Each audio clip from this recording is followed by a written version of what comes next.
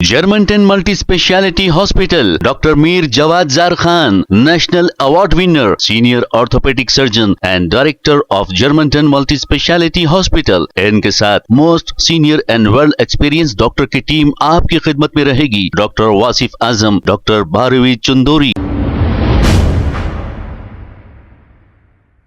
अस्सलाम वालेकुम नाजरीन, 7H न्यूज सच को रखे आपके आगे। वक्फ अमेंडमेंट बिल को लेकर सुप्रीम कोर्ट का जो ऑर्डर आया है, इसी पर अमजदुल्ला खान खालिद ने क्या कहा, सुनते हैं तफसीलात। अस्सलाम वालेकुम, मैं अमजदुल्ला खान, स्पोक्समैन एमबीटी, और मेरे साथ में जनाब सैयद मुस्तफ़ा महमूद, जनरल सेक्रेटरी मजलिस बचाओ तहरीक, आपके दरमियान में इसलिए आए हैं। आज जैसा कि आप तमाम लोग जानते हैं कि इंडिया के सुप्रीम कोर्ट में, हिंदुस्तान के सुप्रीम कोर्ट में आज बहुत अहम फैसला किया गया। ये फैसला जो है वक्फ अमेंडमेंट एक्ट, नरेंद्र मोदी की जो एनडीए लेड गवर्नमेंट है, वो गवर्नमेंट की जानिब से एक वक्फ अमेंडमेंट एक्ट लाया गया था। और वो वक्फ अमेंडमेंट एक्ट के ख़िलाफ़ में कई मुस्लिम तंजीमें जो है एहतजाज कर रहे थे, और मुस्लिम तंजीमों के साथ में दीगर जो पार्टीज़ है, जैसा कांग्रेस पार्टी है, समाजवादी पार्टी है, मुख्तलिफ पार्टीज़ भी इसके ऊपर एहतजाज कर रहे थे। पार्लियामेंट में बिल पास हुआ, पास होने के बाद में सदर जमहूरिया का इसके ऊपर साइन होने के बाद में एक्ट बन गया है बिल जाकर। तो अब हमारे सामने एक ही उम्मीद थी, वो थी सुप्रीम कोर्ट। तो हिंदुस्तान के सुप्रीम कोर्ट में मुख्तलिफ सियासी जमातें, इंडिविजुअल्स ने अपना अपना मौक़िफ़ रखे। तो हमको शुरू से ही शक था कि जिस तरीके से गवर्नमेंट कर रही थी, गड़बड़ कर रही थी ये वफ़्क़ के जायदादों के ताल्लुक़ से और वफ़्क़ के प्रॉपर्टीज़ के ताल्लुक़ से, और साबिक़ा जो हमारे साथ हिंदुस्तान में खिलवाड़ किया गया था, यानी बाबरी मस्जिद की आज का जो फैसला है और बाबरी मस्जिद का फैसला, इसको आप दोनों को बराबर रख कर देखिए। बाबरी मस्जिद की शहादत के बाद में मुस्लिम क़यादत ये बार बार कह रही थी कि हम पीवी नरसिम्हा राव से बात कर लिए हैं, मस्जिद दोबारा उसी मुकाम पर बनेगी। फिर उसके बाद में ये all India Muslim Personal Law board वाले ये बोले कि हमारा मसला अदालत में चल रहा है, हमें अदालत पे भरोसा है और ये जो है फैसला हमारे मौक़िफ़ में आएगा। तो सुप्रीम कोर्ट जो है पूरा 400-500 पेज का फैसला पढ़ते वक्त ये बोला कि सब चीज़ है, लेकिन आस्था की बुनियाद पर बाबरी मस्जिद की जगह जो है हिंदुओं के हवाले कर दिया गया था। तो मैं ये साबिक़ा बाबरी मस्जिद का जिक्र इसलिए कर रहा हूँ कि आज का जो इंटीरियम ऑर्डर आया है, इंटीरियम ऑर्डर आने के बाद से सुबह से जो मुस्लिम नुमाइंदों के बयानात आ रहे हैं कि हमारी बहुत बड़ी जीत हो गई।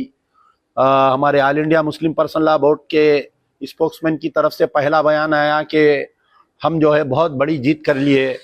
दीगर मुस्लिम कायदीन के ऐसे बयानात आ रहे हैं। तो ये पूरा स्टेज सेट है। अगर आप गर्म खाना खाएंगे तो मुंह जल जाएगा, धीरे धीरे इसको ठंडा करके खाएंगे और पूरा हम खा लेंगे।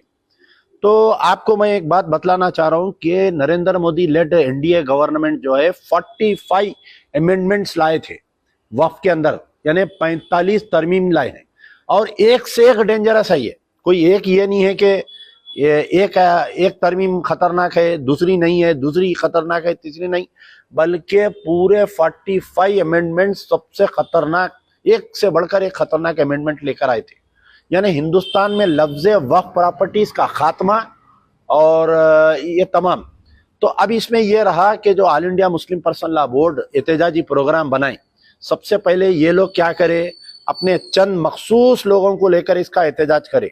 आम मुसलमानों को इसके अंदर साथ में नहीं लिए, आम जनता को इसके अंदर साथ में नहीं लिए, बस मखसूस एक टोले के तहत all India Muslim Personal Law board Khalid Saifullah Rahmani की सदारत में, यानी वो उसको हैदराबाद तक ही महदूद कर दिए all India Muslim Personal Law board को।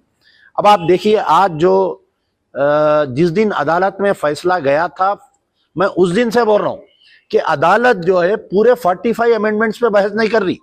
अदालत सिर्फ जो है 5 उसके ऊपर बहस कर रही थी। 5 ये थे कि इसके अंदर जो है चीफ एग्जीक्यूटिव ऑफिसर और वक्फ बोर्ड मेंबर हिंदू रह सकता या नहीं रह सकता। फिर दूसरी बहस हो रही थी कि उसके अंदर जो कलेक्टर को जो पावर्स दिए थे कि वक्फ प्रॉपर्टी अगर कहीं झगड़े में गवर्नमेंट और वक्फ के बीच में तो उसको डी नोटिफाई करने के इख्तियारात कलेक्टर को थे। और इसमें वक्फ बाय यूजर के ऊपर बहस हो रही थी, यानी सिर्फ 5 नुकात पे बहस हो रही थी। और वो 5 नुकात में से आप देखिए किस तरीके से आपको पीछे हटाया गया।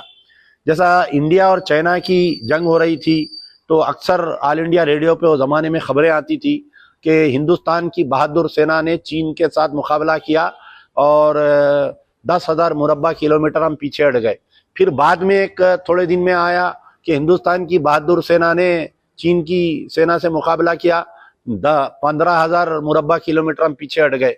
फिर एक बाद में आया कि हम 25,000 मुरब्बा किलोमीटर पीछे हट गए। तो उसी तरीके से एक एक करके आपके पूरे वक्फ एक्ट को सत्यानाश कर दिया गया है। अब तो ऑफिशियली कर दिया अब तो सुप्रीम कोर्ट से।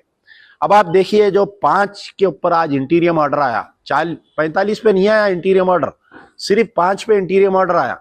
सबसे पहले जो है कि आज लीगलाइज हो गया कि वक्फ बोर्ड में स्टेट वक्फ बोर्ड जो है जिसमें 11 मेंबर रहते, 3 हिंदू मेंबर रहेंगे उसमें। कितनी बुरी बात है देखिए आप। क्या आप बताइए, हिंदू एंडोमेंट बोर्ड में कोई मुसलमान को रखते? क्या सिख एंडोमेंट बोर्ड में, सिख बोर्ड में क्या शिरोमणि गुरुद्वारा प्रबंधक कमेटी में क्या वहां कोई मुसलमान को, क्या हिंदू को रख सकते? क्या क्रिश्चियंस का कोई बोर्ड है तो उसके अंदर कोई मुसलमान को रखते? क्या नहीं? जब सब में नहीं रख सकते तो फिर हमारे कने क्यों भाई, ये बताइए आप। ना तो ये वक्फ प्रॉपर्टी सरकार दी सो है हमारे को, ये हमारे आबाजदात वक्फ करे सो जायदाते हैं हमारी है। तो आज फैसला आ गया कि स्टेट गवर्नमेंट में 11 में से 3 हिंदू रख सकते, सेंट्रल में जो है 4 हिंदू को आप रख सकते हैं सेंट्रल वक्फ बोर्ड में। तो अब इसमें वक्फ बोर्ड में गिरिराज किशोर भी आ सकता, इसके अंदर योगी भी वक्फ बोर्ड मेंबर बन के आ सकता, इसके अंदर अमित शाह वक्फ बोर्ड मेंबर बन के आ सकता। अब जो मौजूदा एनडीए की सरकार है उससे आप अंदाजा लगा लेना चाहिए कि कैसे मेंबर्स को ये लोग नॉमिनेट करेंगे। जहां पर कांग्रेस रूल स्टेट है, जैसा रेवंत रेड्डी है, आरएसएस बैकग्राउंड आदमी है इन्हें, तो अब इन्हें कैसे आदमियों को नॉमिनेट करेंगे, ये भी आप अंदाजा लगा ले। Germanton multi speciality hospital, doctor Mir Jawad jar Khan, national award winner, senior orthopaedic surgeon and director of Germanton multi speciality hospital. इनके साथ most senior and well experience doctor की टीम आपकी खिदमत में रहेगी। Doctor Wasif Azam, doctor Bharvi Chandori, senior cardiologist और दीगर स्पेशलिस्ट डॉक्टर की टीम खिदमत अंजाम दे रही है। Robotic surgery, advance cath lab, MRI, operation theatre, ICU, 2D ultrasound and pathological laboratory की 24 घंटे इमरजेंसी सर्विस के साथ अपने तमाम अमराज का मुकम्मल इलाज करवाइए। Germanton multi speciality hospital, opposite to pillar number 150, Attapur, Hyderabad. Please हमारे चैनल को लाइक करिए, शेयर करिए, सब्सक्राइब करना ना भूले। 7 न्यूज़ आपकी आवाज।